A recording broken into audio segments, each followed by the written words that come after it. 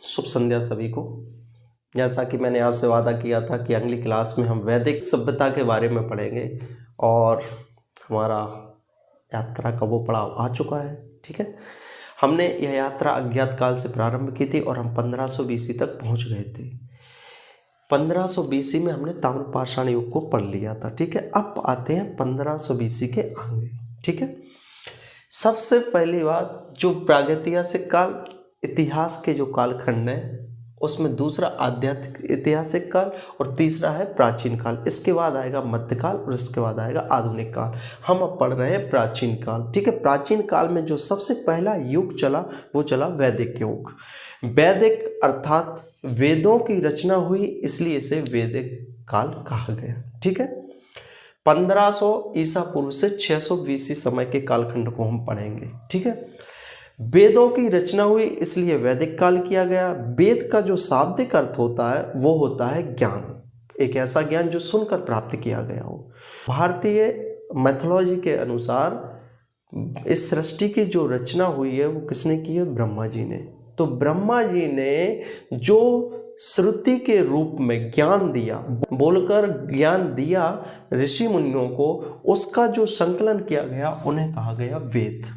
ठीक है, अर्थात ब्रह्मा जी ने सृष्टि की रचना की और ब्रह्मा जी ने जो उपदेश दिए ऋषि मुनियों ने उनको समझा, सुना और उनका संकलन करके जिन ऋचाओं की रचना की, जिन पदों की रचना की, उन्हें कहा गया वेद। ठीक है, अब वैदिक युग में दो समय कालखंड आते हैं, जिसमें सबसे पहला आता है पूर्व वैदिक काल। पूर्व वैदिक काल मतलब वैदिक काल का शुरुआती दौर।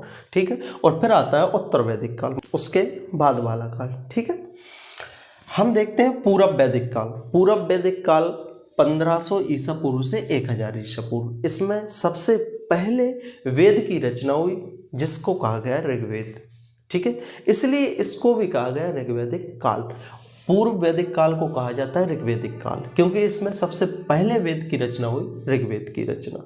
ऋग्वेद में मंत्र संकलित हैं और इसके अलावा इसमें 10 मंडल हैं, जिसमें तीसरा मंडल और 10वां मंडल काफ़ी महत्वपूर्ण है। जब हम पढ़ेंगे भारतीय इतिहास के बारे में उसमें समझेंगे, लेकिन फिर भी सुन लीजिए कि जो 10 मंडल है उसमें तीसरा मंडल है विश्वामित्र द्वारा रचित है और उसमें गायत्री मंत्र का उल्लेख है, जो ब्रह्मा जी की पत्नी सावित्री की स्तुति करता है, उपासना करता है। ठीक है, उसके अलावा 10वां जो मंडल है, जो 4 वर्ण हैं उनके बारे में उल्लेख है। ठीक है, वो भी पढ़ेंगे।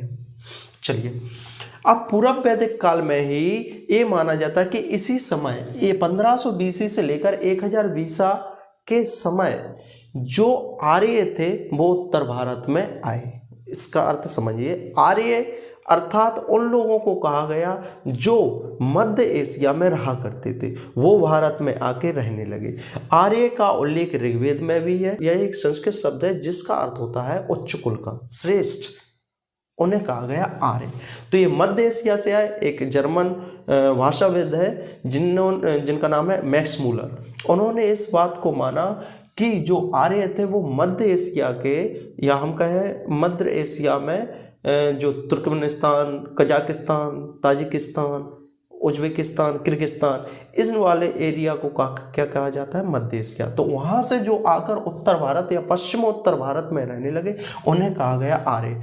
लेकिन आर्यों का पूर्व वैदिक काल अर्थात 1500 BC से 1000 BC के मध्य में मध्य प्रदेश में किसी भी तरह का आगमन नहीं हुआ। मध्य प्रदेश में इसका साक्ष्य नहीं है। ठीक है, अब आते हैं उत्तर वैदिक काल अर्थात 1000 BC से लेकर 600 BC के समय, यह इसका कालखंड। ठीक है, इस समय जो बचे हुए 3 वेद, सामवेद, यजुर्वेद, अथर्ववेद की रचना हुई।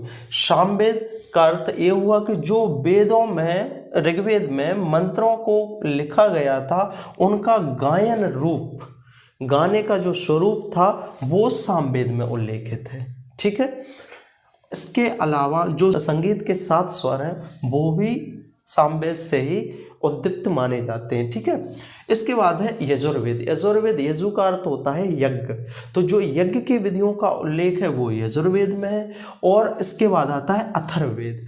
अथर्ववेद ऋषि मुनि अथर्व के नाम पर इसका अथर्ववेद नाम रखा गया और इसे ब्रह्मवेद भी कहा जाता है, श्रेष्ठ वेद भी कहा जाता है। इसमें विपत्तियों के निवारण हेतु तंत्र मंत्र का उल्लेख है वो है अथर्ववेद में।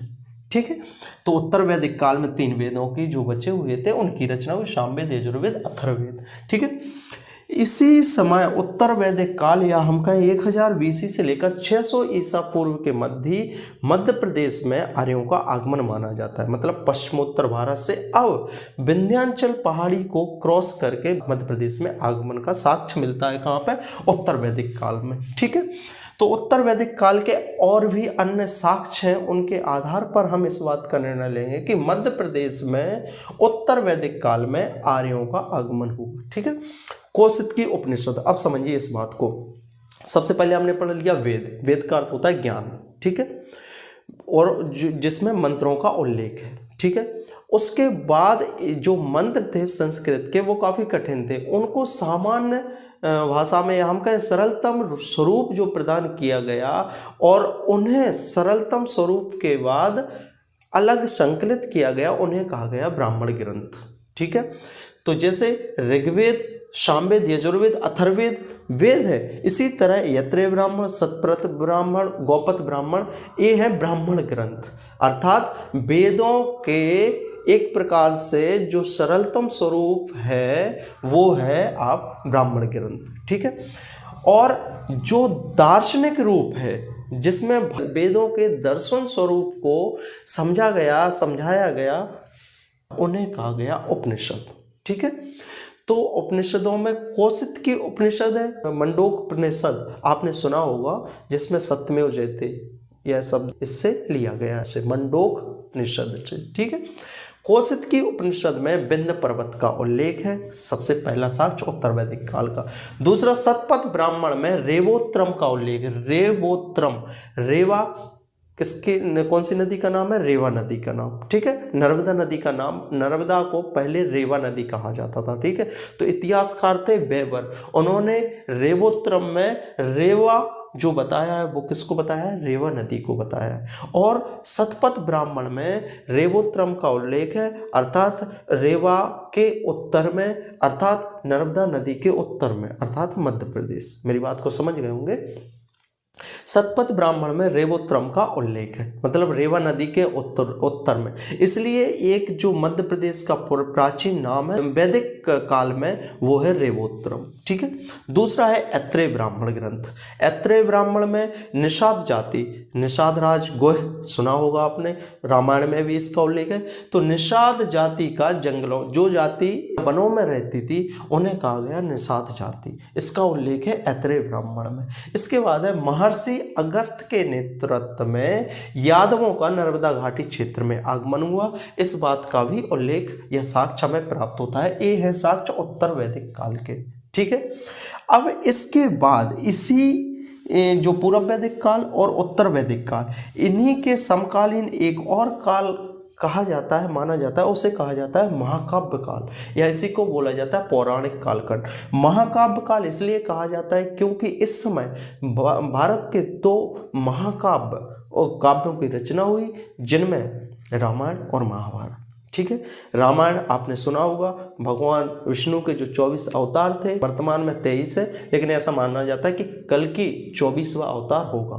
ठीक है, तो उनमें से एक अवतार था भगवान राम के रूप में, परशुराम के बाद भगवान राम के रूप में पहला अवतार था मत्स्य अवतार। ठीक है, अभी केवल मध्य प्रदेश के संदर्भ में चीज़ों को देखना है। ठीक है, रामायण वाल्मीकि द्वारा रचित है। ठीक है, 800 BC से 600 BC के समय की सामाजिक, आर्थिक और राजनीतिक स्थिति का उल्लेख होता है रामायण में। ठीक है, भगवान राम के बारे में कथा है। ठीक है, महाभारत में भगवान राम के बाद जो अगला विष्णु अवतार है वो है कृष्ण के रूप में, और महाभारत में जो सामाजिक या आर्थिक स्थिति बताई गई है वो कब की बताई गई है? 1000 BC से 400 BC और वेद व्यास जी द्वारा इसको रचित किया गया है, और इसमें शुरुआत में 8800 श्लोक थे।